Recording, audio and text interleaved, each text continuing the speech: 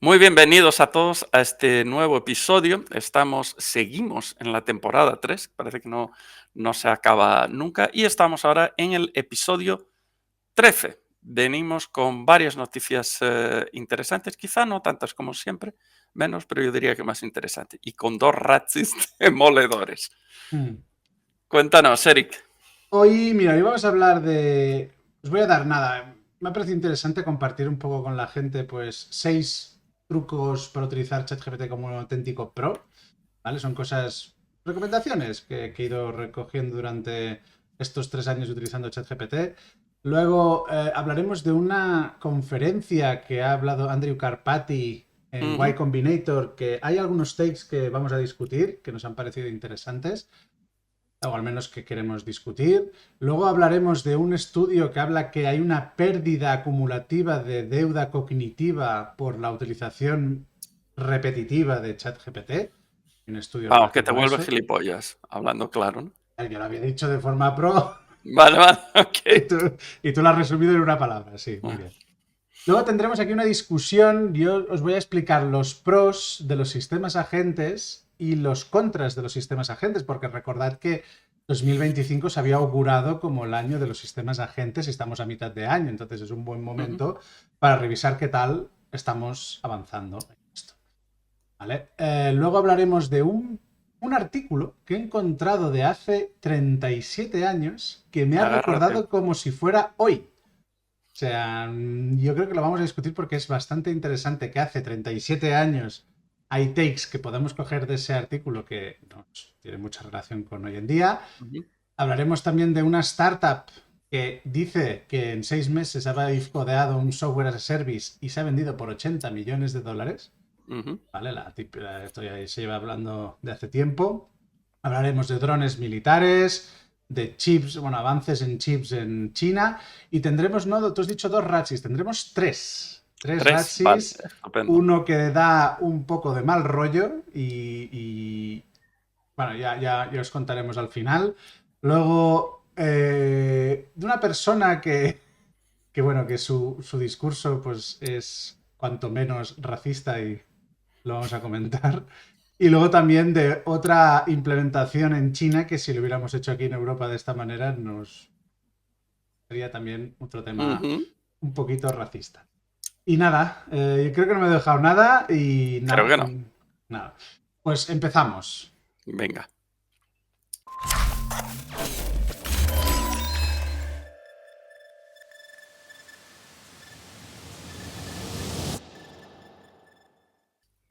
Vale, pues mira, empezando, nada, muy rapidito. Que yo creo que esto hay mucha gente que le interesa porque al final meterse en temas de inteligencia artificial a la gente le da pereza y cuando me preguntan les digo, no, pues tú ves probando y tal. Entonces, he recogido estos 6, digamos, takes o 6 recomendaciones, Ujú. ¿vale? Que bueno, que básicamente lo que hace es mejorar ChatGPT, porque muchas veces cuando la gente utiliza, y sobre todo ya se nota un montón en LinkedIn quien utiliza ChatGPT y copia y pega directamente el texto que le da ChatGPT, Mm. pues si tú eres de esas personas que has utilizado ChatGPT y te responde como un copia-pega muy genérico, estas takes son para ti. En primer lugar, le tienes que pedir que se ponga el sombrero de lo que quieres que consiga. O sea, básicamente, Ujú. en vez de decirle, haz esto, o mm, no sabes de quién está hablando, o tienes que darle como un sentido, como una funcionalidad, como que actúe como un profesional específico. Si tú quieres que se comporte como un experto en storytelling, Ujú. tienes que decirle, eres un experto en storytelling para vídeos virales. Ahora quiero que me cojas este texto que acabo de encontrar en internet y me crees lo que sea, ¿vale? Sobre todo cuando le das un rol muy claro a ChatGPT, este se transforma, deja de ser un robot y Ujú. se convierte en un especialista. Esto tiene que ver mucho porque contextualiza. Al final, Eso estos es lo que te sistemas iba a pedir, que explicaras un poco lo que hay por detrás, que yo creo que eso ayuda mucho. Claro, al final lo que se tiene que entender, ChatGPT no es una herramienta, esto lo estás aprendiendo en el curso de AI Al Engineering. que no he acudido ayer para mi gran vergüenza, pero me estoy poniendo al día. Bueno, estos sistemas al final están entrenados con muchísimas palabras, ¿vale? Muchos textos que hemos cogido de internet. Entonces, si tú le pides algo muy genérico, ¿vale? Es como si le pides a un cocinero, oye, hazme un plato de pasta, te va a hacer lo que le dé la santa gana, ¿vale? Porque es cocinero y va a hacerlo, y a lo mejor te hace una boloñesa con tomate solís y carne picada del Mercadona y vas que te matas porque le has pedido un plato de pasta. Pero si tú le pides, no, oye, hazme unos tagliatelle al pesto con parmigiano reggiano, le dices todo específicamente cómo lo quieres, un cocinero también te lo va a hacer porque tiene los conocimientos. Pues ChatGPT funciona igual. Si tú le dices, oye, hazme esto de una forma muy genérica, va a solucionarlo de la forma más estadísticamente probable, porque al final funciona, son sistemas estadísticos muy grandes. Entonces, al contextualizarle, en ponerle en situación, ponerle el sombrero, ¿no? Lo que decía al principio, le pones Sí. el sombrero como un experto en la materia, le contextualiza y le pone en situación. ¿Vale? Luego, hay otras cosas que son bastante útiles, por ejemplo, el punto 2 de que haz que él mismo digamos que se retroalimente, que se entrene a sí mismo, o sea, que tú le digas, oye, lo que me acabas de dar está muy bien, pero desglósalo como si fueras un experto en storytelling, desglósalo como si fueras un cocinero. Lo que has hecho está bien, sé crítico tanto con lo que tú le estás diciendo, con lo que él está argumentando. De esta forma, veréis que incluso con modelos pequeños llegaréis a mucho más allá. En tercer lugar, y tiene mucho que ver con la fase con el punto 2, pídele que te lleve la contraria, ¿vale? Eso lo hablamos hace unos episodios donde decíamos que al final los modelos de lenguaje te decían lo que querías escuchar y para mejorar las respuestas de los modelos de lenguaje justamente le tienes que decir, no, lo que te estoy diciendo es lo que yo creo, pero sé crítico conmigo mismo, llévame la contraria y si no lo he hecho bien, dímelo. ¿Vale? Incluso así, a veces tú te has encontrado con algunos problemas que incluso diciéndoselo intenta sobornarte de que que lo estás haciendo súper bien y tal. O sea, incluso así lo hace de esta manera. Pero puede ser un buen take para mejorarlo, ¿vale? Luego, en cuarto lugar, no le pidas muchas cosas a la vez. Si tú le pides una tarea muy compleja, con muchos pasos, lo mejor es que la desgloses. Al final, esto sería como. En realidad es la base de los sistemas agentes. Es un poco, si tienes una tarea muy complicada, separarla por trozos para poder sacar un resultado, en principio debería ser mejor. Un ejemplo que Eric, casi sin. una, Cuéntame. una cuestión. ¿Tú dirías que eso es necesario también con los modelos razonadores o solo con los de andar por casa? De hecho, en los modelos razonadores, si tú le pides una tarea muy compleja y no le contextualizas lo suficiente, es probable que No, me refiero a rompérselo en pasitos. le ayudas. Le ayudas y es Vale. incluso los modelos razonadores, yo lo que me he encontrado es que critican el orden que tú le has dado para resolver la tarea. Ajá. Intenta Porque mejorarlo. en teoría es una de las cosas que ellos podrían hacer por su cuenta. Justo. De hecho, la gente que no sabe utilizar o que no lleva tanto tiempo utilizando ChatGPT es por eso que encuentra los modelos razonadores tan potentes, porque le ayuda a razonar a conseguir un resultado. Pero es que las personas que llevamos mucho tiempo ya sabemos cómo resolver un problema utilizando inteligencia artificial, que es ir paso a paso. Es un poco lo mismo. Luego, en quinto lugar, que ya voy acabando, en vez de decirle, oye, mejórame este texto, lo que suele funcionar bastante es, en vez de mejórame este texto, dame 5 opciones de mejora de este texto. O cómo mejorarías este texto de 5 Ujú. formas distintas. O sea, al darle opciones, es más la probabilidad de que busque más en su probabilidad para dar un resultado mejor es mucho más alta. Al final es estadística. Ajá. ¿Vale? Y luego, por último, y esto lo llevo probando 2 o 3 semanas y me la dijo un conocido de aquí, me dijo, oye, cuando le pidas algo y ves que no acabo de currárselo lo suficiente, dile, mejora lo que me acabas de dar por un por 1000 o por un 10.000. Entonces Ajá. coge y contextualiza, pues hostia, me ha pedido que lo mejore y lo multiplica, ¿vale? O Ajá. esta estrategia que teóricamente me tiene que hacer ganar dinero, quiero ganar 10 veces más. ¿Qué debería hacer? Pues entonces busca, Vale, ahonda más allá. ¿Vale? Es un poco como un multiplicador. ¿Vale? Entonces, en resumen, a ChatGPT, para utilizarlo como un como un pro, dale un rol claro. Pídele que te enseñe, no que te obedezca. Haz que ujú, te discuta. Divide los pasos en las tareas que quieres hacer.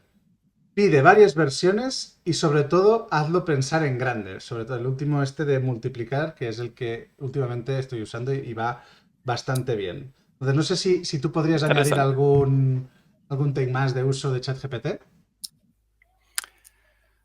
Mm, con lo que has dicho no se me ocurre ahora nada. Lo que sí veo que funciona mucho es eso, el cerrarle las posibilidades, dándole contexto, dándole el rol que quieres que haga.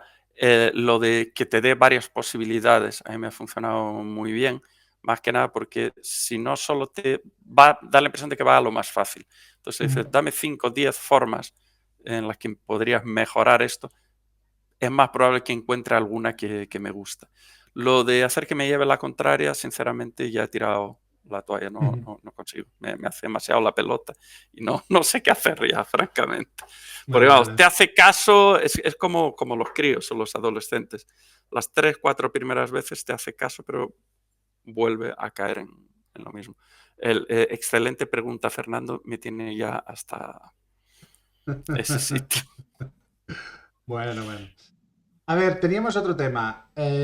Salió Andrew Karpathy. Andrew Karpathy creo que actualmente está en Tesla, o estuvo en Tesla, también estuvo en Ujú. OpenAI.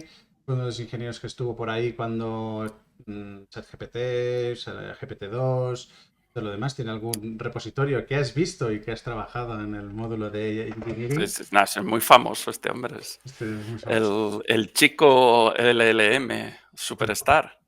Y de hecho fue el que fundó el término vibe coding en Twitter. Efectivamente, el que Sí. inventó eso. Bueno, que le puso nombre. Sí, Más sí, bien. el término, me refería. Pues estuvo dio una charla en Y Y Combinator, Combinator. donde sí, Mm, es un venture capital de Estados Unidos, ujú. bastante famoso y muy metido en temas de inteligencia artificial. Y dijo varias cosas que a ti te Ujú. han... Bueno, a ver, cuéntanos, ¿qué te ha parecido Me ha las... chirriado un poco. A ver, lo primero, hay que tener en cuenta quién es este señor y no me refiero quién es profesionalmente, sino cuál es el rol, el papel que él juega en el drama, en la tragicomedia de la IA moderna. Es el chico LLM, es muy conocido, el repositorio este del que estamos hablando es hiper famoso, el vídeo en el cual él replica ChatGPT, creo que es el 2, no, creo que era el 2 o 2.5, ¿cuál es el que...? el- tiene un El... vídeo que replica una versión muy antigua de ChatGPT Sí. partiendo de cero, que es muy bueno, recomiendo verlo, sobre todo las primeras partes se explica muy bien cómo se pasa de texto a algo que el ordenador entiende, etc. Y está surfeando, está en la cresta la ola del hype, ¿vale? Entonces, ciertas cosas que dice hay que tomárselas con un poco de calma, digamos, por lo menos. Y una de las cosas que él dice es que estamos ya en una nueva fase del software en el cual básicamente el código ya no tiene importancia, puesto que se transforme en algo intermedio que lo va a generar una máquina y que todo Dios va a programar en inglés. Eh, no creo, ¿vale? No, y por razones creo que bastante sensatas, ¿vale? Primero, el lenguaje natural no es adecuado para definir de forma precisa el comportamiento exacto de un sistema complejo. Es quizá el más inadecuado, es demasiado ambiguo, abierto a interpretaciones diferentes y tal. Precisamente por eso se inventaron los lenguajes de programación. Entonces, yo creo que no. Y además, ¿cuáles son los lenguajes que mejor entiende los LLMs, el inglés y el chino, coño, dos lenguajes particularmente ambiguos y poco específicos. Entonces, no creo, ¿vale? No es una herramienta buena, no es que no sea la mejor, es que es mala, objetivamente hablando, es malo. Entonces, no creo que ningún software real que sea usado por mucha gente, en el cual muchas empresas o muchos usuarios depositen ahí bienes, su privacidad, su dinero, su trabajo, se vaya a generar de esa forma de manera exitosa. Lo que sí ocurre es que los lenguajes de programación actuales no son ya muy adecuados para las herramientas que tenemos ahora con los LLM, porque son de demasiado detalle. O sea, probablemente si en el futuro los programadores no vamos a estar escribiendo el trillonésimo bucle for de turno. Basta ya, ¿vale? Todos estos pequeños detalles pues que los gestiona la máquina. Necesitamos lenguajes nuevos que sean más abstractos y que no vayan tan al detalle como los lenguajes que utilizamos ahora, de la misma forma que dejamos el ensamblador, no desapareció, hemos dejado de usarlo directamente, hemos creado lenguajes más abstractos, pero lenguajes formales, precisos, comprobables. Yo dudo mucho, llevamos décadas trabajando en la demostración de que un programa se comporta de forma correcta. Yo no creo que todo eso se vaya a tirar a la basura ahora. Son décadas de investigación, décadas de herramientas creadas para esto. La gente que trabaja en esto, en los lenguajes fuertemente tipados, son particularmente talibánicos con su trabajo. Intenta tú convencerlos que eso hay que tirarlos a la basura. Es como decirle a un usuario de Rust que Rust es una mierda, desaparece y todos vamos a programar en Perl. Puede ser lo último que digas en este valle de lágrimas. Entonces va a haber una resistencia muy grande. Entonces, para usar una analogía, es como si viene aquí un arquitecto, por muy famoso que sea, y te dice que a partir de ahora el cemento y el acero son cosas del pasado. Vamos a construir pegando ladrillos, con mocos y cinta de carrocero. No creo. Puede que sí, porque no tengo ninguna fe en el ser humano, pero yo creo que si se intenta, eso va a fracasar y se crearán nuevos lenguajes que quizá ya los hay, como por ejemplo uno que te había mencionado, que es TLA Plus de Leslie Lamport, que es un dios de la concurrencia, es el que creó LaTeX también, y tiene este lenguaje que es muy abstracto, muy a gran escala, en plan big picture, para especificar de forma muy precisa el comportamiento de sistemas distribuidos y muy grandes y complejos, y a una escala que es a la que creo que vamos a trabajar ahora mismo. Entonces, no ha colado. Carpati, no. Va a ser que no. Para poner en detalle un poco lo que menciona Carpati en esta conferencia de Y Combinator, él dice que estamos viviendo en un momento tan radical en la historia del software que hacía mucho tiempo que no se veía. Aún así, su conferencia se llama Code is Changing Again, ¿vale? Eso lo hemos visto. Si una cosa ha cambiado en los últimos 70 años que se lleva programando en la humanidad, es que el código, vamos, tú lo has dicho, ha cambiado. Y no es que haya cambiado, es que el nivel de abstracción cada vez es superior, ¿vale? Efectivamente. Y quizá lo que estamos viviendo es otro cambio a nivel de abstracción. En un problema que él pone en la conferencia, de hecho lo estáis viendo, es de clasificación de sentimiento, ¿vale? De coger una frase y poner si esa frase es positiva, negativa o neutral, ¿vale? Es un caso de uso típico de extracción de sentimientos de redes sociales o noticias o lo que sea. Entonces, si abordamos ese problema desde los tres tipos de software o de programación de software o de ingeniería de software que él dice es software 1.0 era con una función Python donde intentamos buscar palabras como good, great, excellent, amazing dentro del texto y si esa palabra se encuentra en el texto pues quiere decir que es positive. Si encontramos la palabra awful, terrible, boring, hate o cosas así es que la frase es negativa y si no, pues es neutral. ¿Vale? Eso es como se solucionó con software 1.0. Luego vinieron las redes neuronales, donde se entrenaban justamente trozos de código que aprendían de forma estadística a resolver problemas muy concretos, eso es lo que es la realidad, ¿vale? Pues este lo que hacía es, a partir de haber visto muchas frases, la determinaba como positiva, negativa o neutral, en un porcentaje. Mm. Y luego lo que hay en el software 3. Y luego tenemos el software 3.0, ¿no? O el que él lo llama como el código que entiende inglés, donde hemos entrado en una nueva era donde los programas se escriben en lenguaje natural, ¿no? Lo que decías un poco tú. Eh, Cursor, Windsurf, Lovable, todas estas herramientas ya no son solo herramientas, son cerebros o agentes que te ayudan a programar con un prompt, pero yo aquí soy un poco también como tú, un poco escéptico, ¿vale?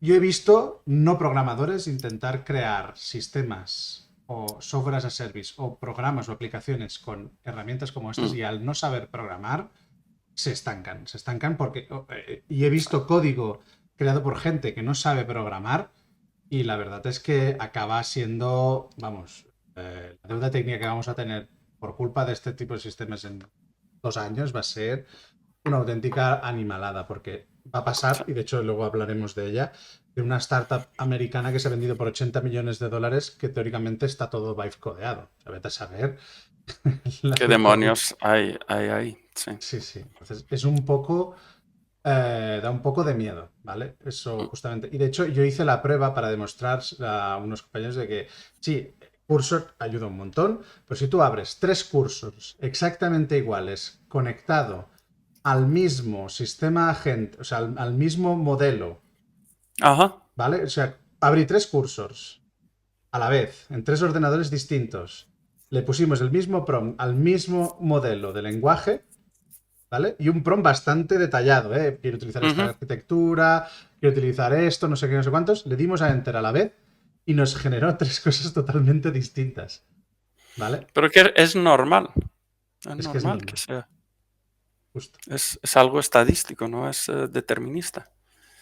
¿vale? Entonces, querer usar eso como núcleo central de algo que tiene que ser determinista, mal asunto.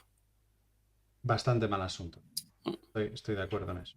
Entonces, bueno, hay un take que sí que me gustó de esta charla de Andrew Karpathy, me gustó bastante, y es algo que no me había dado cuenta. Al final, si Sí, nosotros ahora revisamos la historia un poco, historia reciente me refiero, de tecnologías que estamos usando y que es la normalidad de nuestro día a día, de tecnologías como por ejemplo el GPS o Internet, el GPS no es precisamente una tecnología que se creó para ayudarte a llegar a casa, no, todo lo contrario, fue una tecnología que se creó a nivel militar para ayudar a los misiles a apuntar bien a donde querían claro, disparar.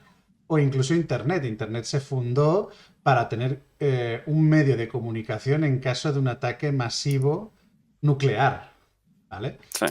Entonces, ¿qué quiero decir con esto? Que justamente estas dos tecnologías, por poner dos ejemplos, llegaron desde el gobierno o desde la investigación militar al uso cotidiano. O sea, como que los gobiernos y las grandes macrocorporaciones y el servicio militar nos las masticaron para que nosotros luego la pudiéramos utilizar. Fíjate, Internet Ujú. no es libre. Internet es, vamos, no es un sitio libre. Es un sitio donde se controla todo, se ponen anuncios, ¿vale? Entonces, justamente al revés está pasando con la inteligencia artificial. La democratización de la inteligencia artificial está llegando por y gracias a liberalizar ChatGPT y a día de hoy estamos haciendo, o sea, no ha sido el gobierno ni los militares que han sacado esta Sí. tecnología, sino que ha sido una empresa que la dio a la población y nosotros le estamos haciendo preguntas tan chorras como, please, ChatGPT, ayúdame a hervir un huevo, ¿vale? Chorradas tan variopintas porque Yo lo he hecho, eso en concreto. El tiempo exacto para la consistencia que quería yo.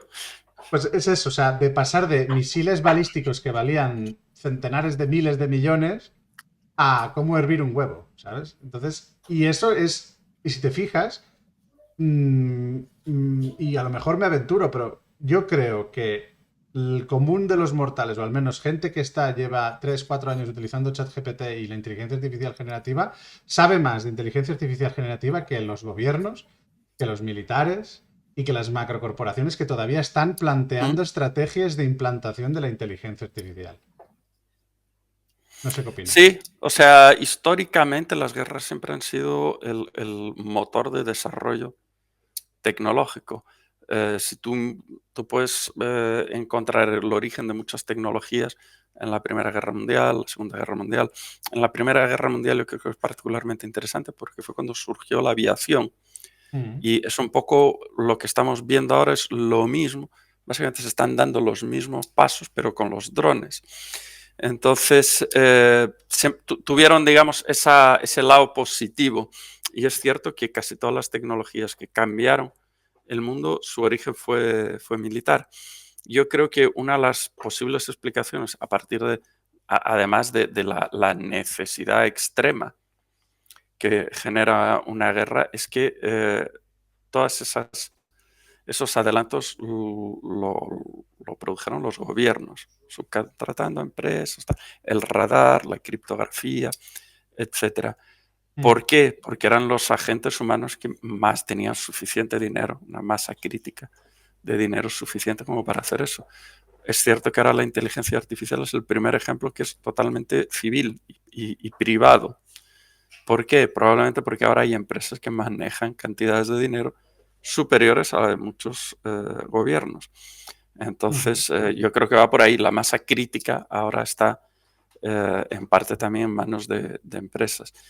Que yo creo que no es garantía de que eso vaya a terminar mejor o que se vaya a utilizar mejor que otras cosas. Ya veremos.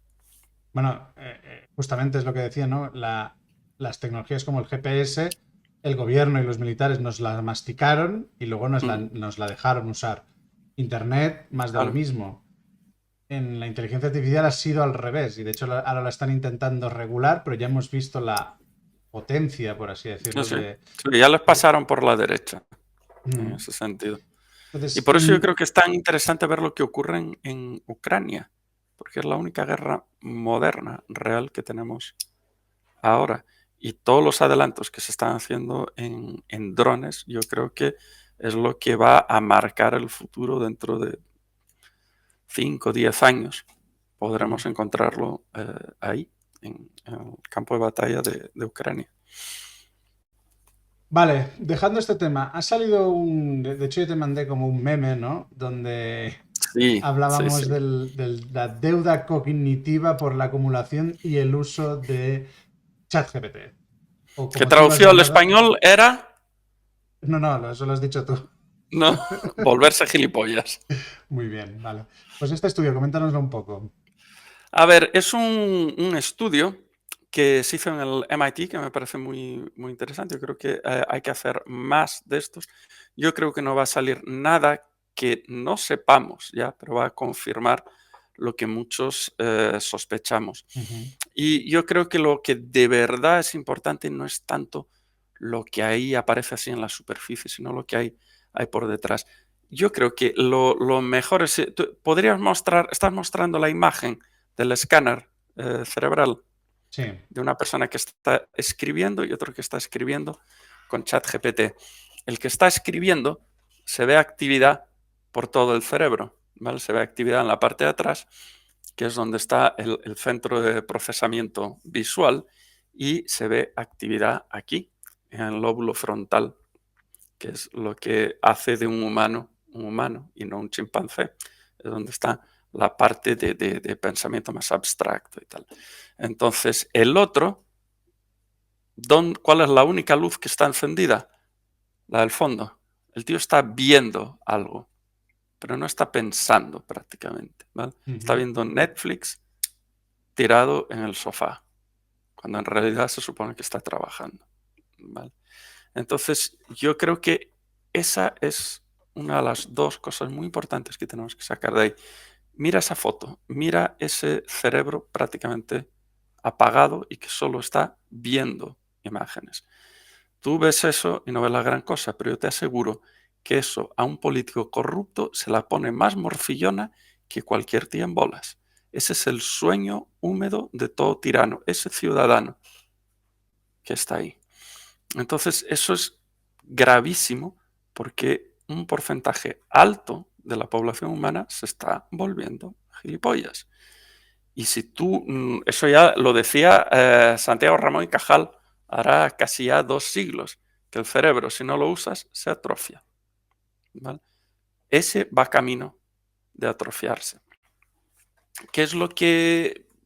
Una de las cosas que a mí siempre me hizo ilusión del sector de la educación es que ha sido siempre el gran ecualizador en la humanidad. ¿Vale? La mejor forma de llevar, digamos, transferir tecnología, ¿vale?, a segmentos menos favorecidos de la sociedad es la formación. ¿Vale? Un tío nace pobre, le enseñas algo útil, algo con el que pueda trabajar y ganar bien, inmediatamente esa persona mejora de vida y tira de un montón de otras personas. ¿Vale? Entonces es el mejor mecanismo de distribución de riqueza y nos ha homogenizado. ¿Vale? ¿Qué es lo que ocurre ahora con la llegada de los LLMs, que van a ser una parte muy importante de la educación futura? Los que son listos y están dispuestos a trabajar lo utilizarán para ser más productivos, para saber más, para producir más, para ser más inteligentes al aprovechar mejor su cerebro. Los más tuerzos, ¿qué van a hacer?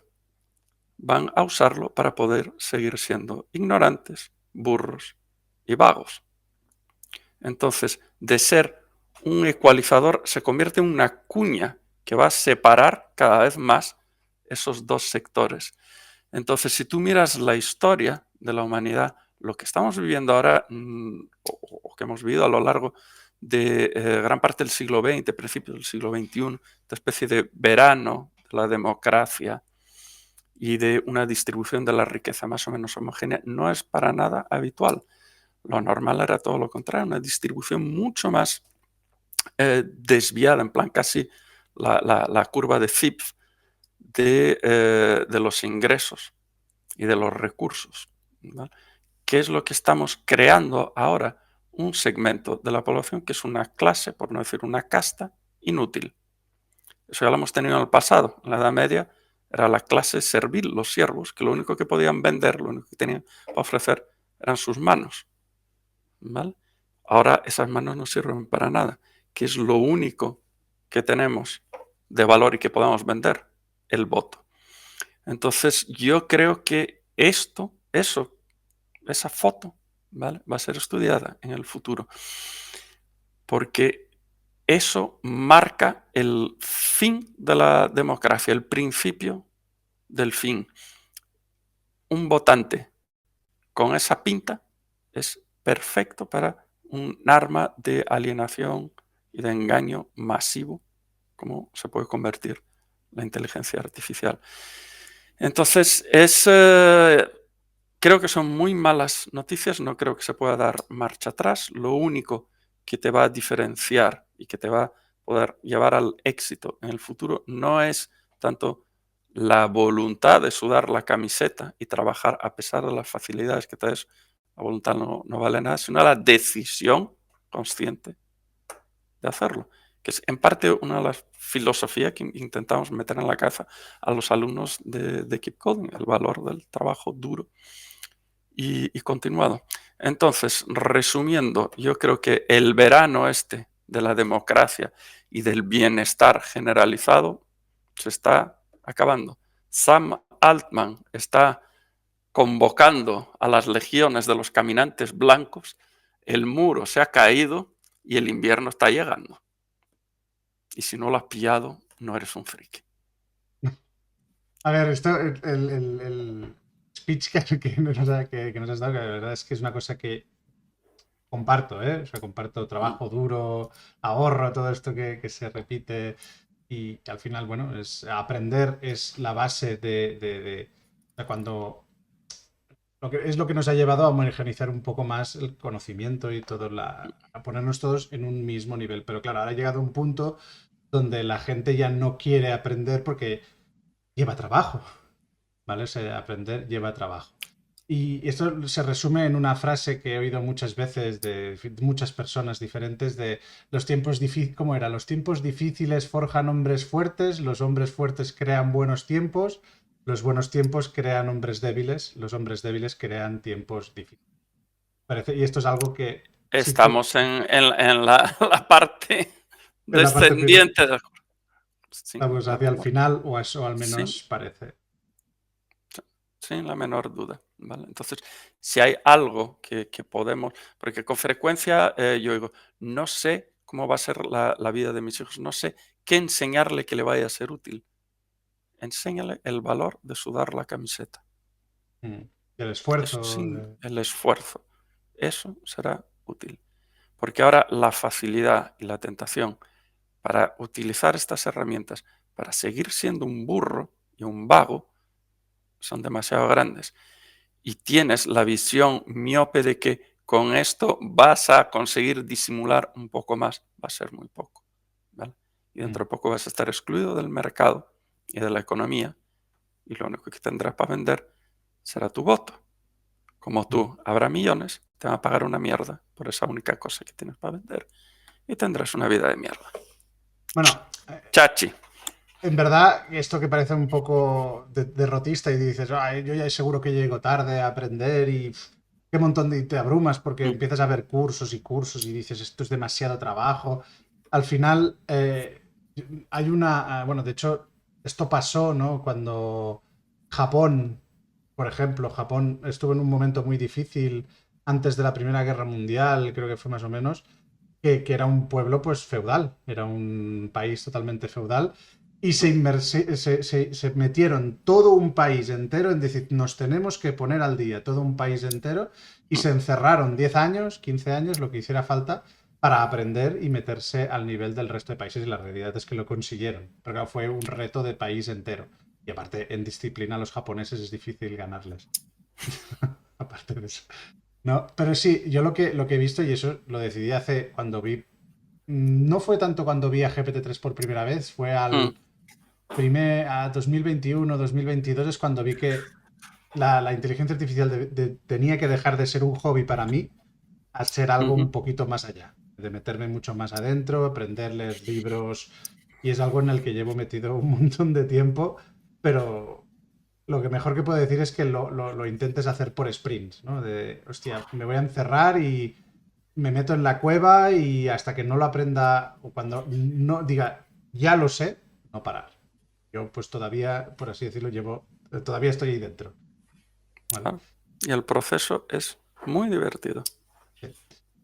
Vale, dejando este tema atrás, quería tener una discusión contigo porque ha sido Ay, bastante Dios. relevante en... Sí, nada, tranquilo. En estos últimos días, los sistemas agentes, porque lo hemos dicho, lo ha dicho la gente. ¿Te acuerdas cuando en el Connect el año pasado, en abril, hablaba ya de los sistemas agentes y introduje un poco los sistemas agentes y Sí. tal? Pues a finales de año 2024, la mayoría de exponentes de ella decían que el 2025 sería el año de los sistemas agentes. Y aparentemente, pues bueno, hemos oído hablar de agent to agents, MCPs, Model Context Protocol, sistemas agentes que hacen no sé qué, N8N, un montón de cosas. Y hay un montón de ruido. Y la realidad es que hay dos grandes empresas o dos grandes actores que están uno defendiendo y el otro pues atacando los sistemas Ujú, agentes. Y los dos me parecen buenos acercamientos a defender o atacar a estos sistemas. ¿Vale? Entonces, ¿qué son los sistemas agentes? Para entender esta nueva forma de entender la inteligencia artificial, ya no tiene que ver con un gran modelo de lenguaje, ¿vale? Nosotros, claro, cuando vemos las noticias, ha salido O3 Pro, ha salido el nuevo modelo de Anthropic. Esto no va de esto. Los sistemas agentes va de que estos sistemas de modelos de lenguaje colaboren entre ellos, ¿vale? Piénsalo así, si tú tienes una tarea que es muy, muy compleja, ¿qué harías?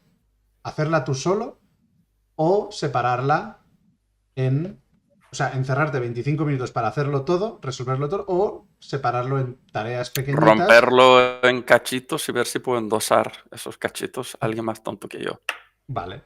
Pues entonces, esto es de lo que van los sistemas agentes, de coger esos trocitos y tú, haciendo un poco de orquestador, que se llama de guía, Ujú. ¿vale?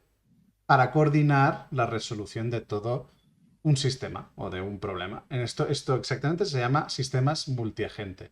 Según Anthropic, Claude 4 podría ser el modelo principal que hace de orquestador, ¿vale? Y haciendo un sistema multiagente, un sistema puede ser hasta un 90% más eficiente que los modelos monolíticos. Dicen que si tú utilizas un modelo multiagente, este sistema multiagente va a ser un 90% más eficiente que un sistema donde tú le pides una tarea a O3 Pro y ya. ¿Vale? Entonces, en primer lugar, un modelo grande como Claude 4 actúa como agente principal. Cuando recibe una tarea compleja, no intenta resolverla solo, sino que lo que hace es dividirla en subtareas y la reparte en modelos más pequeños, cada uno especializado, uno en búsqueda, otro en análisis, otro en redacción.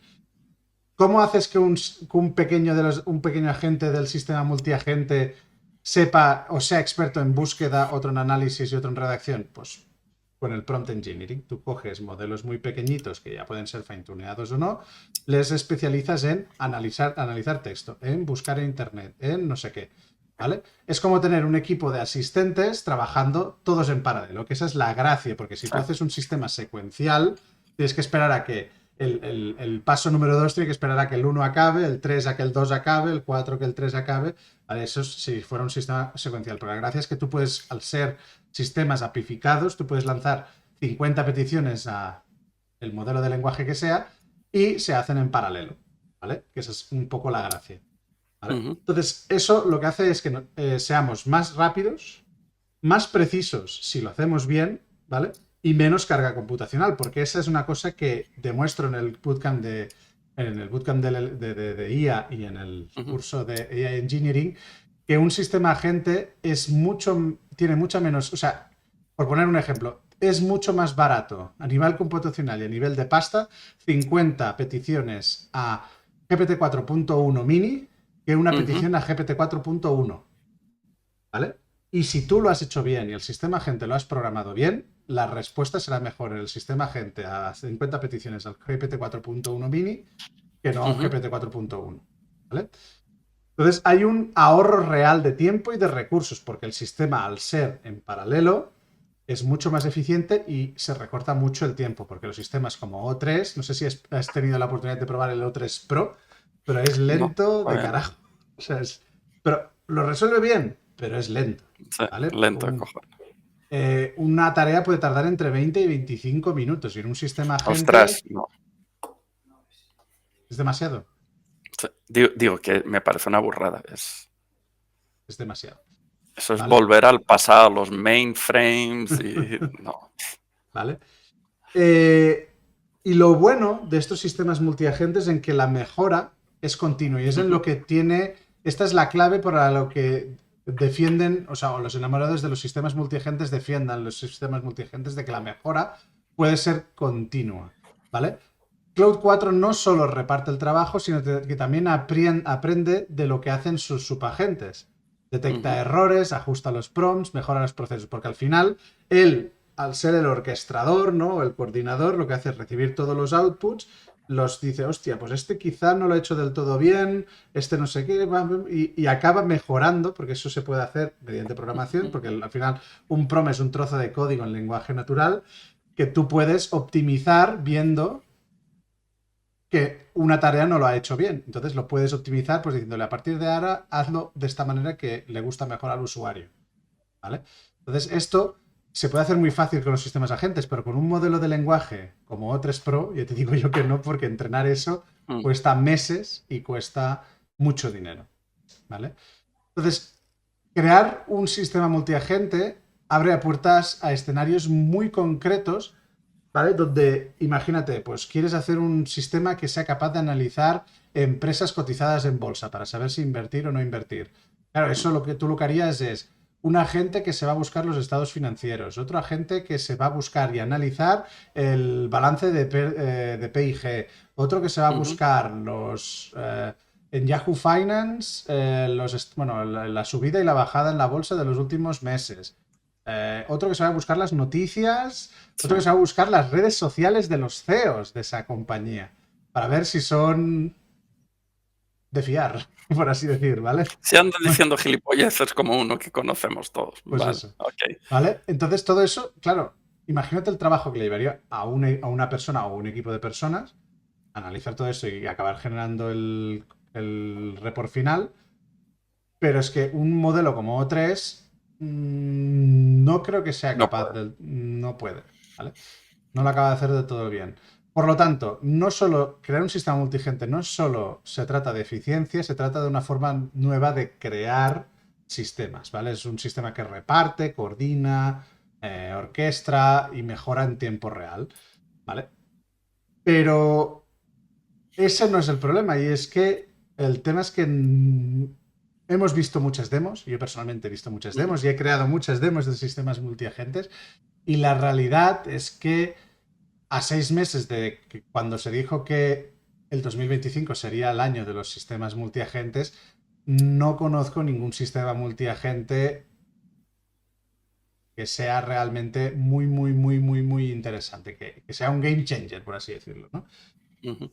Entonces no sé si tú has visto alguno, pero no me acaba de... o sea, me convence el No. sistema, pero no acabo de ver ningún caso de uso que dice, hostia, esto realmente muy, muy guay. A ver, yo tengo por ahí en alguna, aquí no, tengo bastante más libros en otra parte. Y hay uno que yo lo guardé hace muchísimos años, a principios de los 90, porque pensé, esto es el mejor ejemplo de el hype enloquecido que estamos viviendo. Y esto en el futuro, cuando lo mire, me voy a reír. Era un libro sobre sistemas expertos, ¿vale? Hmm. Los sistemas expertos fue el furor total y absoluto de la anterior ola de inteligencia artificial. ¿Qué era lo que se proponía? Pues básicamente es entrevistar a expertos humanos en diferentes áreas y codificar su conocimiento en un sistema de reglas, con una especie de lenguaje de programación que recordaba un poco Prolog, la mayoría de ellos, ¿vale? Cual ibas guardando como hechos, relaciones y tal. Y esto, por supuesto, iba a revolucionar la economía porque iba a sustituir a todos y cada uno de los expertos humanos, ¿vale? Eso fue la puntilla que hundió a la anterior industria de la inteligencia artificial. ¿Porque los sistemas expertos eran una mierda? No, había algunos que eran bastante buenos. ¿Porque sustituían totalmente a los humanos? No, pero ayudaban un huevo. Pero no fue eso lo que se vendió. No se vendió que eran herramientas que ayudaban, eran herramientas que sustituían, que tenían tasas de acierto superiores a las de los humanos. Algunos lo tenían, pero lo que nadie había explicado es que cuando fallaban de forma especialmente ridícula y catastrófica, ¿vale? Que hacía que un profano al ver eso dijese, esto es todo una mierda. No lo es simplemente la forma en la que funciona, ¿vale? Los positivos son muy buenos, pero cuando hay un negativo es una catástrofe. Entonces, tiene que haber alguien que supervise eso. Y eso fue la hecatombe de toda la industria de la IA de aquella época, los 80, e Ujú. incluso fue la puntilla a Japón, que acabamos de hablar de, era un país más dinámico, era el que iba a superar a Estados Unidos, etcétera, etcétera. Allá por los 80 lo apostaron todo a una industria del hardware en la que metieron dinero en cantidades absurdas, que era optimizado para este tipo de sistemas. Eso no llegó en una parte, todas sus inversiones se fueron al carajo y no hemos vuelto a saber de Japón desde aquel entonces, ¿verdad? Ahora está China ahí. Entonces, yo creo que los agentes van a jugar el mismo papel. ¿Es algo bueno? Sí. ¿Puede ayudar a un montón de humanos y equipos humanos? Sí. ¿Puedes sustituirlos por completo? No, y en parte por la misma razón. O sea, tú con esas herramientas normalmente puedes llegar a un 70-80% del problema. En resumen, como diría ChatGPT, creo que los sistemas agentes es algo que va a funcionar, ¿vale? Pero no va a cumplir las expectativas irreales que se están haciendo. No va a cumplir porque no son reales, no están basados en ninguna ciencia. Y la inteligencia artificial sí es una ciencia. Y eso creo yo que va a dar, va a ser sumamente contraproducente y va a ser lo que haga que esta nueva ola de hype en inteligencia artificial se hunda, porque quien vea el funcionamiento real de estos sistemas, que no es ni va a ser lo que nos están vendiendo, va a decir, esto es todo una mierda, cuando no lo es, tiene limitaciones, como cualquier herramienta, pero es que nos están vendiendo algo totalmente diferente. Es una pena, es una tecnología o una metodología muy interesante, que tendrá muchas ventajas, se pueden hacer cosas muy interesantes, pero la van a cagar. Sí, tiene toda la pinta. Y de hecho, hay como la contra, ¿vale? Por parte Mm, de Cognition AI, de que hay muchos expertos de Cognition AI que advierten que la promesa de los sistemas multiagentes está construido sobre un error de base, ¿vale? Estos sistemas multiagentes, y lo he dicho antes, es distribuir el trabajo en diferentes sistemas de LLMs. ujú, Si sí, tú no compartes el mismo contexto, si no lo haces bien, el problema al dividirlo se rompe por dentro. Esto sería como la analogía que yo encuentro es, imagínate una mega consultora de centenares de miles de trabajadores que todos ujú, trabajan en un mismo proyecto y al final hay que separar las tareas en diferentes consultores o en diferentes programadores juniors, por así decirlo, y mm, cada programador junior se encarga de hacer una tarea muy concreta, pero no ve el contexto global, sí, ¿vale? Entonces, justamente eso es un sistema multiagente. Cada junior sería un pequeño agente que hace una sí, pequeña tarea, pero no ve el conjunto total. Y eso sería un problema, porque al final, ellos ponen un ejemplo muy tonto, ¿no? Imagínate, tú le pides a un sistema multiagente, oye, créame un juego estilo Flappy Bird, pero en vez de poner a Flappy Bird, pone el perro de This is Fine, ¿vale? sí, Le das esta tarea. Entonces él, el sistema, digamos, coordinador, distribuye el trabajo, pero no lo contextualiza bien, ¿vale? Porque el usuario le ha pedido que el fondo sea tipo Mario Bros. Que quiere que sea el perrito de This is Fine. Pero claro, ujú, si ese contexto, esas peticiones del usuario no las distribuye bien entre todos los sistemas multiagente, el que se encarga de hacer el fondo lo va a hacer como le dé la gana. Sí, el que haga el personaje lo va a hacer como le dé la gana. Entonces eso es un poco lo que dice, que pierde cierta fiabilidad, ¿no? Que camufla la confianza, ¿vale? ujú, En un sistema distribuido, ¿vale? Para problemas, es lo que decía, para problemas muy pequeñitos, para pruebas de concepto o incluso ujú. para demos, funciona muy bien, pero si lo llevas al mundo real, todavía no está perfecto, ¿vale? Si te fijas, yo no estoy de acuerdo, no creo que sea una crítica válida porque no creo que es algo propio de los sistemas de agentes artificiales, es propio de Ujú. cualquier sistema de agentes cuando los agentes son humanos. Me estás hablando de una consultora que no pilla los requisitos bien a la primera. Vale, ocurre, pero las consultoras existen, funcionan, mejor o peor, entregan producto a sus clientes, mejor o peor, ¿vale? Y esas cosas, las cargas se ajustan por el camino. Basta con iterar un poco. Yo creo que no, yo creo que el problema real es que no va a cumplir las expectativas mirabolantes. Y eso tampoco es tan grave, pero en el momento en que las inversiones absurdas que se han hecho no obtengan el retorno deseado, porque es imposible, es cuando se va a venir abajo el asunto. De hecho, ellos no es que advierten de esto, sino que, digo los de Cognition AI, dicen que el verdadero talón de Aquiles de los modelos o de los sistemas multiagentes es que, aunque la IA se esté mejorando, que los prompts cada vez sean más precisos, los subagentes cada vez estén más bien afinados, las alucinaciones siguen ahí. ¿Vale? Mm, Los modelos de lenguaje no piensan como humanos, pero que solo pasa que uno falle dentro de todo el sistema que está súper bien pensado, porque el programador lo ha sí, programado bien, el error es acumulativo, es como una bola de nieve. O Solo que un sistema puede ser. multiagente, Sí. de eso, para solucionar eso, lo que se hace es poner modelos que revisan el trabajo de otros, ¿vale? Hmm, Hay soluciones para eso, pero claro, estás añadiendo capas y capas y capas y capas de revisión y al final hmm. dices, hostia, hace falta hacer todo esto, no se puede hacer de una forma más sencilla. Pues la mayoría de Al veces es final que va a ser sí. más sencillo y más barato contratar al junior. Yo creo que dentro de unos años Puede volveremos ser. a En- eso. Entonces, claro, sobre todo hacen la crítica esta de la mezcla de contexto y a las alucinaciones en los sistemas que trabajan en paralelo, en los que Ujú, van en serie, no porque hay una revisión, sí. etcétera, etcétera.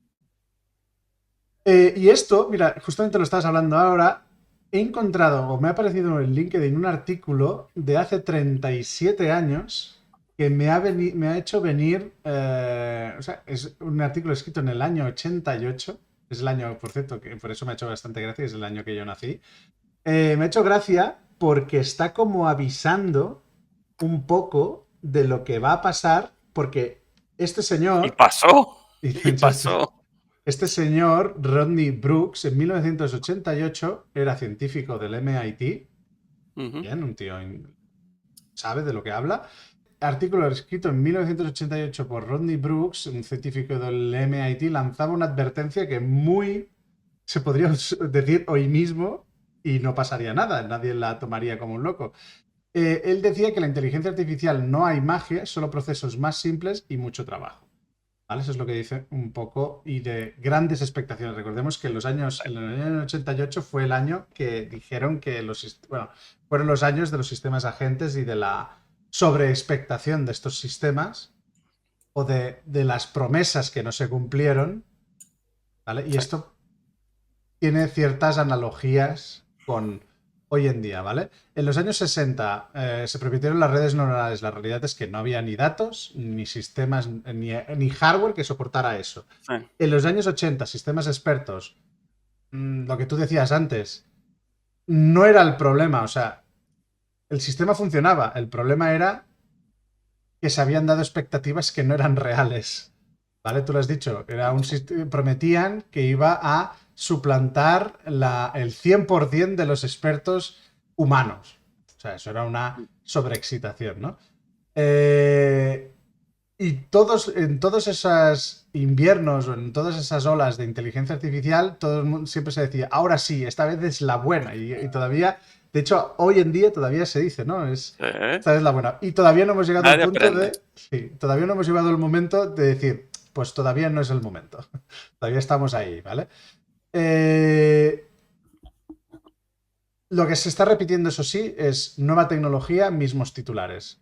La fuerza de trabajo se va a reducir, los sistemas expertos van a dejar a gente sin trabajo, a los expertos, no sé qué, no sé cuántos, lo mismo. Hay titulares, de hecho, luego vamos a hablar de un caso de un titular donde startup fundada hace 6 meses con Vibe Coding recibe una financiación o una compra de 80 millones de dólares. Y esos son casos muy concretos, Mm, muy concretos. O sea, a mí me ha hecho gracia este artículo porque al final dice algo como que el problema no es la tecnología en sí, ¿vale? Porque al final la tecnología, si te fijas y comparas el día de hoy o sea, lo que estamos viviendo ahora con la realidad de los años 80 o los años 60, es que la tecnología mm, hoy sí que aporta algo. No, no viví en los años 80, mm. acababa de nacer, pero sí que parece que en los años 80, o actualmente me refiero, ya sí que nos está ayudando en algo. Al menos eso, al menos a mí eso La, entonces me la gran parece. diferencia es que es útil para el ciudadano de a pie y por aquel entonces era útil para expertos en ciertos nichos. Por ejemplo, uno que recuerdo muy bien, que lo ponía como ejemplo, era un sistema experto médico para ayudar al médico a seleccionar el tipo o la combinación de antibióticos adecuado para una cierta infección, ¿vale? Te lo Ujú. daba rápidamente, lo revisabas a la cascarla. Te fijas, eran problemas como más específicos y más eh, ceñidos que lo que es ahora. Este tío tiene cáncer de pulmón o no, es como más amplio. Y funcionaba, ¿vale? Entonces era algo muy parecido, pero a una escala menor. pero lo que pasó es lo mismo que ahora se vendió. Esto es... Y no. O sea, tú lo que dices es que la diferencia real entre el 88 y Escala. 2025 es que ahora sí que tenemos herramientas útiles y en ese momento no. Tenemos herramientas útiles para todo el mundo. Antes no era útil para todo el mundo, era para Vale. unos pocos. Lo demás es exactamente igual. La sobreventa y la exageración de las posibilidades es igual o incluso mayor hoy en día. O sea, hay que Bueno, cuando lleguemos a aterrizar. los Razzies vamos a ver un ejemplo muy bueno de eso. Hay que aterrizar las expectativas, ¿no? Hay que volver a valorar lo que realmente funciona, aunque no parezca ciencia Pero es que no es ficción. rentable ahora mismo, porque si tú haces eso, no te compran tu startup Vibe codeada por 80 millones de dólares, ni en pedo, porque Vale. seguramente no lo vale. Entonces, Vale, ok, lo entiendo. Pues mira, justamente hablando de esta startup que comentamos muy rápidamente, esto es una noticia que simplemente pues añade pues un poquito más de hype al tema. Es una startup de IA que se llama Base44, fundada por un israelí de 31 años, que la ha vendido en tiempo récord por 80 millones de dólares. La ha creado sin equipo en menos de 6 meses y vibecodeando. Pues muy bien. ¿Vale? No sé ni muy bien a lo que se dedica, sí, ¿vale? pero ole sus Pero huevos. bueno, él dice en las entrevistas que ha dado, pues dice cosas como he podido crear una cosa en 6 meses que me hubiera costado a 3 años construirlo con 40 Mm, personas, ¿vale? Y yo creo y auguro que no va a ser el único unicornio que vamos a ver en este 2025. Va a haber algunas más seguro. de este estilo. Más. Se llama, por si queréis buscarlo, Base44. Ujú.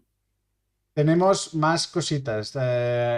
Tú hablabas de un mosquito a tamaño. Bueno, un mosquito Un no, dron, un un dron. dron, tamaño mosquito. Cuéntanos. A ver, ahora mismo está habiendo así una especie de explosión cámbrica, así de biodiversidad de drones, que es algo yo creo que muy interesante y que mucha gente no le está prestando atención. Por eso he dicho que es conveniente prestar atención, ver qué es lo que se está haciendo en Ucrania. Yo vi, por ejemplo, hace poco una imagen de un campo ucraniano totalmente cubierto de hilos. Parece que alguien hubiese tirado desde un avión toneladas de tallarines. ¿Qué son? Son fibras ópticas. ¿Por qué? Porque se ha llegado a la conclusión de que los drones radiocontrolados empiezan a no ser efectivos por la interferencia de las radiofrecuencias y demás. Entonces, ¿qué es lo que se hace? Se manda drones conectados con una fibra óptica de kilómetros, ¿vale? Para poder llegar a sitios que están protegidos electrónicamente. Otra cosa muy interesante es la reducción del tamaño de los drones. Y aquí aparece una empresa china que ha creado un dron del tamaño de un mosquito o muy pequeñín, ¿vale?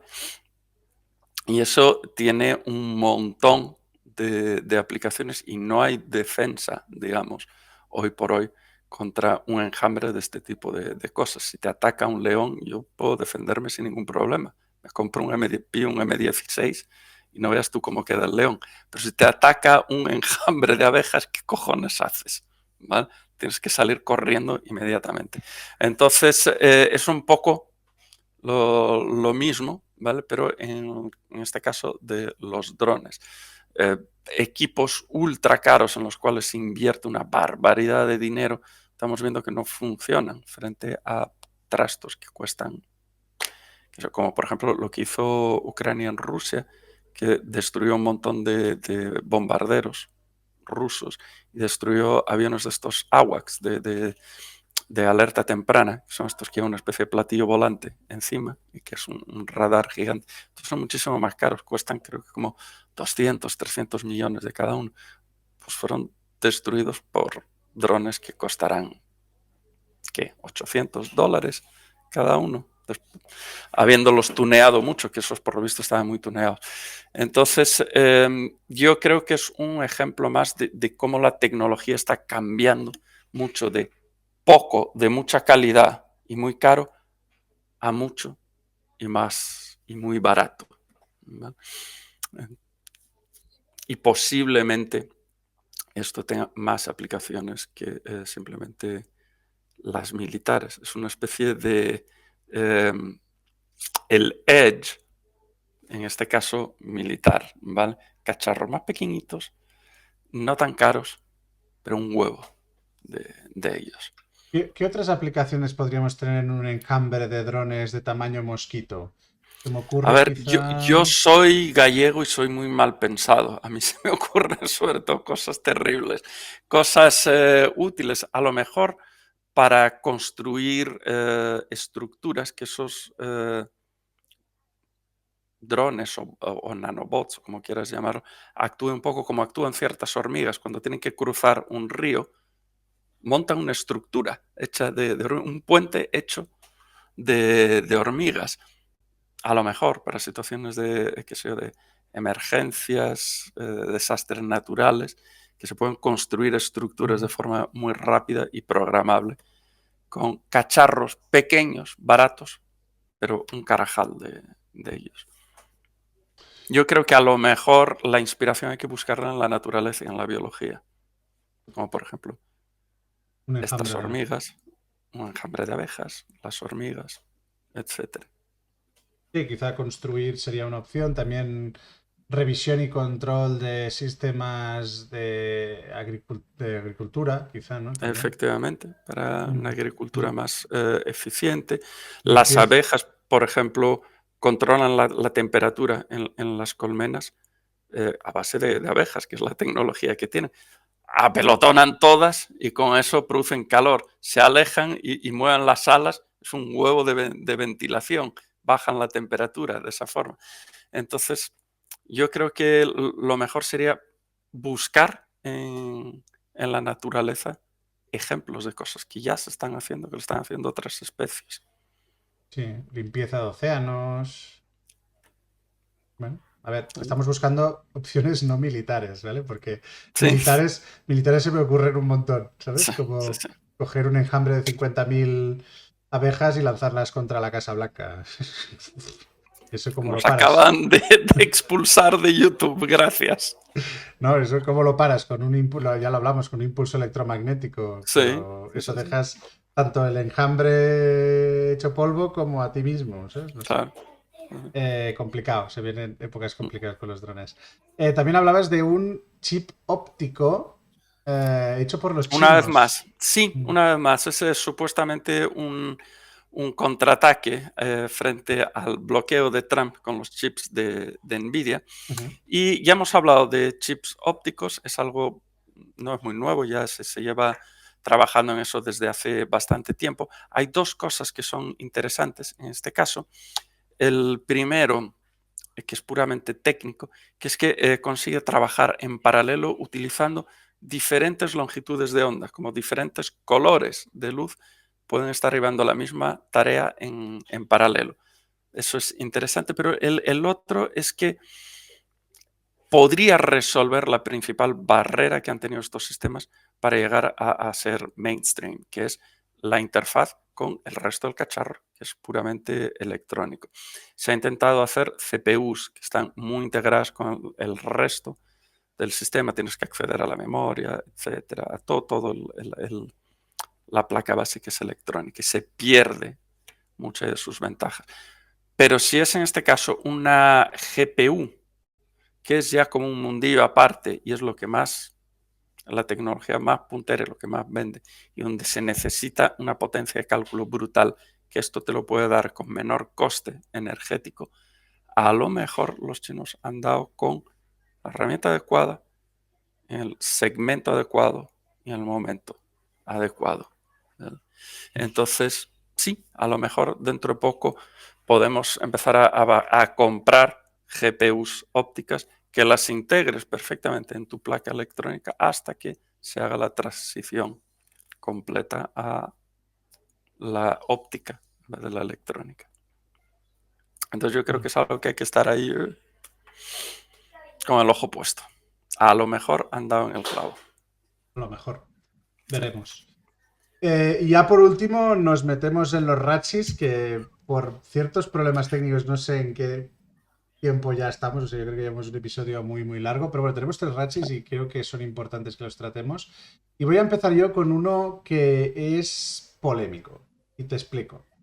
Cuando pensabas que la gente no podía dar más excusas para no tener hijos, ha llegado la inteligencia artificial, ¿vale? Toma ya. Hay gente, y de hecho ya están apareciendo en Twitter, Reddit y demás, que le dan de excusa a sus parejas de no tener hijos o todavía no es el momento para tener hijos porque hay que ver lo que va a pasar con la inteligencia artificial. No solo por el tema de nos van a quitar el trabajo, nos vamos a quedar sin hacer nada y todo lo demás, sino que hay uno en concreto, y esto pues hay un montón de gente que le ha seguido, en este caso es Alexander Wang, que por cierto se ha hecho muy conocido porque Mark Zuckerberg lo ha comprado para que sea el director de su nuevo departamento de Safe Superintelligence, ¿vale? Pero este señor, en el primer Ay, podcast que lo han invitado, ha dicho algo tan polémico como lo siguiente. Él no quiere tener hijos porque dice que quiere esperar a que exista un chip cerebral que permita a tu bebé conectarse con la inteligencia artificial desde el nacimiento. Y esto no es ciencia ficción, es algo que ya está pasando. Esto estamos hablando obviamente de Neuralink, ¿vale? Eh, Alexander Wang no es el único, no está ujú. loco. Aparentemente no está loco, no es el único O no que es el dice, único loco. pero no es el único loco. Pero dice cosas como con cierto sentido, como por ejemplo de que la inteligencia artificial está evolucionando más rápida, Ujú. como más rápido que la biología humana. Y por eso hablan de los superhumanos o de los humanos potenciados con inteligencia artificial. Y habla de que, en primer punto, dice que la infancia es una gran ventaja, que los 7 primeros años de vida son el momento con la máxima neuroplasticidad en el cerebro. Todo se graba, todo se moldea, aprender nuevos idiomas no te cuesta, adaptar creencias, formamos patrones para toda la vida. Los primeros 7 años son muy importantes en el desarrollo de un hijo. Entonces, ahora imagina que un niño que nace con una interfaz directa con el conocimiento global, en este caso, imagínate, si lo pusiéramos a día de hoy, imagínate Sí. que un bebé nace hoy, un niño nace con la interfaz directa con ChatGPT. Tiene todo el conocimiento, entre Ujú. comillas, de la humanidad ahí metido a conexión directa. Ahora mismo, si quieres conectar con ChatGPT, tienes que abrir el móvil o abrir chatgpt.com. Pero no, él lo tiene integrado directamente el 24/7. ¿Vale? No lo memoriza, no hace falta que memorice. Esto me recuerda un poco a la peli de Matrix, ¿no? Te conectan a un churro por detrás y en 20 segundos ya sé Kung Fu. ¿Vale? Eso es un poco, es un poco, por más o menos, es la analogía que consigo entender. Y eso es lo que quiere Wang para sus hijos.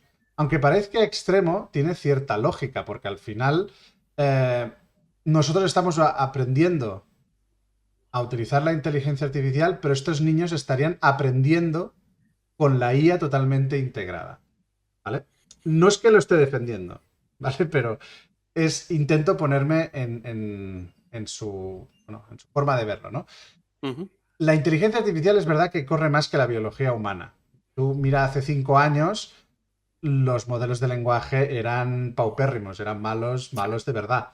Y lo que son hoy de lo que eran hace 5 años, no. O sea, y si tú comparas la biología humana de hace 5 años con la de hoy, no. O A la sea, misma mierda. seguimos siendo lo mismo, limitados por sueño, hambre, cansancio, miedo. Los modelos no, hace 5 años los modelos no eran ni multimodales. O sea, imagínate, o sea, no veían los modelos, por así decirlo, ¿vale? Entonces, la tecnología está avanzando más rápido que nosotros. Entonces, ahí a mí es donde ya me entra cierto, no miedo, sino preguntas de, vale, ¿y si no quiero enchufarme a mí o no quiero enchufar a mi hijo? Porque, claro, él lo que dice es que los adultos ya no podemos enchufarnos a esto porque lo bloquearíamos, nos costaría mucho. De Ujú. hecho, en Matrix lo dicen, que no todo el mundo soporta la conexión con el cerebro, no todo el Sí. mundo soporta la conexión con Matrix, ¿vale? Eh, Hay gente a día de hoy que no quiere vacunar a sus hijos. Hay gente que a día de hoy que no quiere darle creencias religiosas a sus hijos y son decisiones que toman ellos por sus hijos. Pues esto va a pasar lo mismo. Si esto llega a ser, imaginemos un mundo distópico donde en el formulario cuando inscribes a tu hijo al censo te dice, ¿quieres Neuralink, sí o no? ¿Neuralink de derechas o Neuralink de izquierdas? No entremos, vale, es que esa era otra pata del problema. Si eso lo controla alguien, ¿quién lo tiene que controlar? ¿El gobierno? ¿Lo tiene que controlar una empresa por Elon Musk? Vale, pues alguien lo va a controlar. Oiga, si lo controla el gobierno, estamos creando Yo, siervos, lo que estás sí. diciendo tú antes, votantes, ¿no? Mm, Pero si lo crea una empresa, estamos a merced de Elon Musk. Es muy complicado y no, sí. yo no tengo una respuesta. Pero es que no solo ese es el problema, es si tú tomas la decisión consciente de que no quieres enchufar a tu hijo a la inteligencia artificial, estarás, o al menos aparenta, de que estarás creando un humano que tendrá menos capacidades que los humanos mejorados, ¿no? Y será una decisión Mm, consciente. Y eso es probable que no le. No, o que ese niño no consiga, bueno, lo que puedan conseguir los otros con esa facilidad o con ese aprendizaje que le puede dar la inteligencia artificial. Entonces, habrá más separación social, habrá más problemas. O sea, a día de hoy se ve, ¿no? O la gente que tiene acceso a ChatGPT o la gente que tiene acceso a Internet y la gente que no lo tiene. Ahí se llama brecha digital, ¿no? Eso sí, sí. justamente. O sea, pues eso sería la brecha digital, pero desde el nacimiento. No sé, son problemas muy complejos, ¿vale? Que justamente vienen a raíz de un Ratzi. O sea, al final, lo que quería comentar era la excusa para no tener hijos de 2025, que es el problema de la IA. Pero esto. A ver, yo al tal Wang lo primero le pediría encarecidamente que dejase en paz a sus hijos futuros, que el Neuralink lo instale en su propia anatomía. Puedo recomendarle algunos lugares donde alojarlo. Y el intestino grueso tiene muchas neuronas, puede ser interesante. Mm.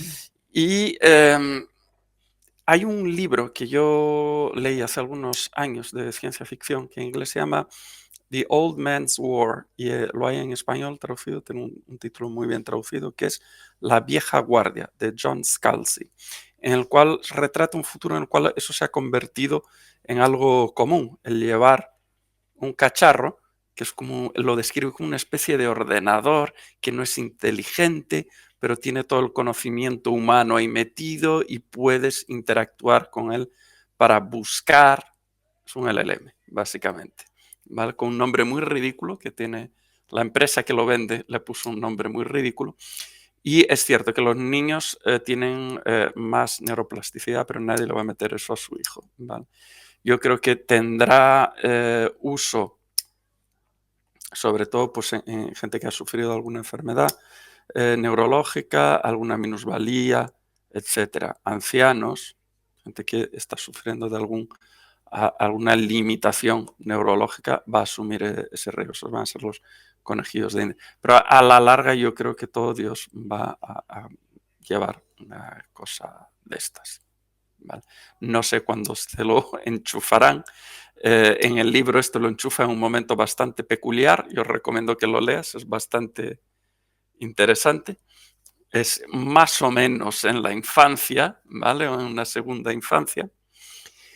Y habrá quien no quiera llevarlo, pues igual que hay los Amish en Estados Unidos, que viven como si estuvieran en el siglo XVII, Ujú. ¿vale? Pero será una minoría de grillados, creo yo. Si es algo que está saneado y tal, puede ser interesante. ¿Y cuál será el resultado? Pues según el que lo uses, ya lo hemos hablado, si usas como una muleta, está jodido. Si lo usas como un trampolín, estás hecho. Vale. No, no, a mí me surgen muchas dudas con esto y no sé muy bien qué. O sea, ya lo explicaba, pero no tengo una decisión firme. No sé si ahora mismo. Pero el one que se lo introduzca él en su anatomía y no en los niños. Sí, que lo use como prueba, a ver si Claro. funciona, ¿no? Bueno, en todo caso, esperemos que por lo menos no tiene hijos Sí. y ya es. ¿Qué más? Tenemos dos Ratsis más. Tú hablabas de un tal Yuval Noah. No Sí, sé ni este pronunciarlo. tío es, yo tampoco, pero vamos, es famosísimo. Él ha escrito un libro así de futurismo y tal, que tuvo muchísimo éxito. Se convirtió ya en futurista barra charlatán full time, ¿vale? Profesional, y empezó a sacar más libros y entrevistas. Ahí normalmente cuando la cosa se va al carajo. Entonces, ahora, pues para vender más copias, tiene que estar en el candelabro, como decía la filósofa y pensadora española Sofía Mazagatos, que está todo el día en el candelabro. Si no sabes quién es, da gracias a Dios. Y la única forma pues, es estar diciendo tonterías. Entonces, ¿qué es lo que ha dicho? Agarraos, agarraos, porque lo que dice es nuestro amigo Yuval Noah Harari. Dice que hay que pensar en la revolución de la inteligencia artificial como una ola de miles de millones de inmigrantes artificiales. No necesitan visa, no llegan en pateras, llegan a la velocidad de la luz, se van a quedar con todos los trabajos y buscarán tomar el poder. ¿Vale? Con una frase así, seguro, seguro que al día siguiente estás en todas las portadas, que es lo que logró este señor. Yo creo que es absurdo y un poco peligroso verlo de esta forma, ¿vale? No son inmigrantes, son herramientas. No son carpinteros, son martillos, ¿vale? Dejémonos de hostias. Eso es una regla de redes sociales y se aplica mucho. Me la explicó un youtuber hace un tiempo. No importa ser el mejor, sino importa ser el más visto. Y al final, para que ser el más visto, tienes que ser el más polémico. Decir la tontería más gorda. Y él sabía perfectamente que al decir esto Sí. iba a crear controversia. El tío este sobrevive porque es israelí, pero si fuese europeo, vamos, le habría caído de todo encima. Y tiene ese tufillo así, que no es el de Agi en este caso, sino el del racismo, que también tiene algo que ver con lo siguiente que vamos a ver, que es divertidísimo. Este sí, no hay por dónde pillarlo. Sí, es otro Ratchi que comentabas, porque esto es una aplicación que o esto lo dice un europeo, es cancelado mañana, o sea, en una hora. Sí. Cuéntanos. A ver, se trata de lo siguiente. Se trata de Xiaomi, que no gana para disgustos con sus coches. Empezó todo muy, muy bien, ¿vale?